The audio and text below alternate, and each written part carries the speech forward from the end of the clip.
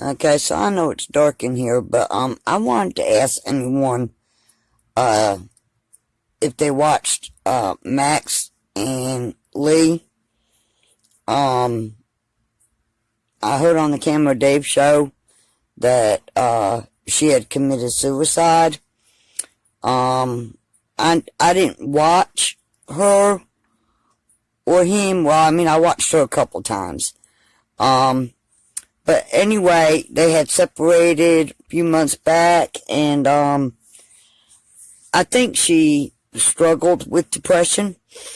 But Dave.Guru was making like comedy videos about her, and some people are blaming him. I don't watch him either. Never have. But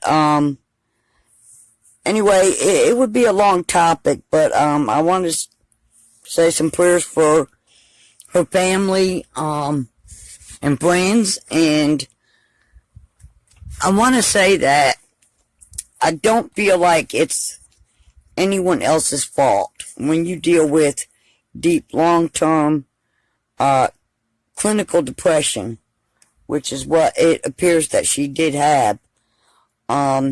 You know, and then things in life does contribute to the factors, but I don't think Dave.Guru caused her to commit suicide whatsoever. That's my opinion. And the two went on to have separate channels. Her and Max did. Anyway, if you want more information, go to Camo Dave. And I also want to mention George Floyd. I was watching some on his trial today, on the trial of that today. And the officer was trying to say that due to him having fentanyl and something else in his system, and health conditions, was more the cause of his death. Well, he was doing fine prior to having his knee on his neck for almost 10 minutes. I do think that the officer is guilty of something. You know, I followed it a little bit, but from the evidence that I see, I can't see this officer getting off scot-free. If he does, I think it would be a miscarriage of justice. And most people that's, you know, been watching and keeping up with the George Floyd story, I think would know this.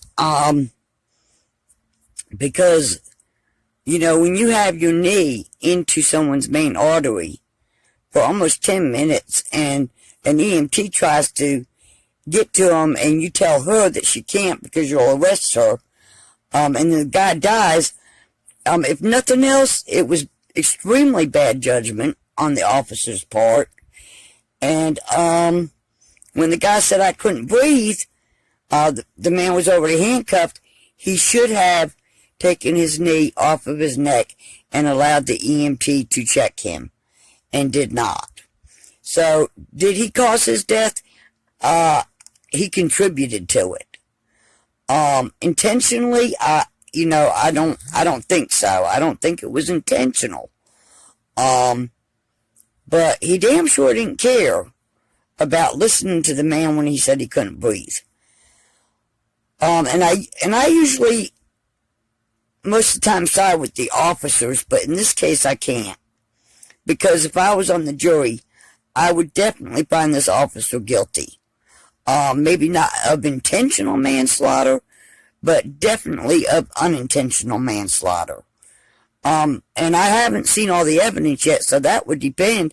I might even find them of intentional, or, you know, second-degree murder, or, you know, because, I mean, when someone, you know, okay, so granted, the officer didn't know about his health conditions. The officer didn't know he had anything in his system.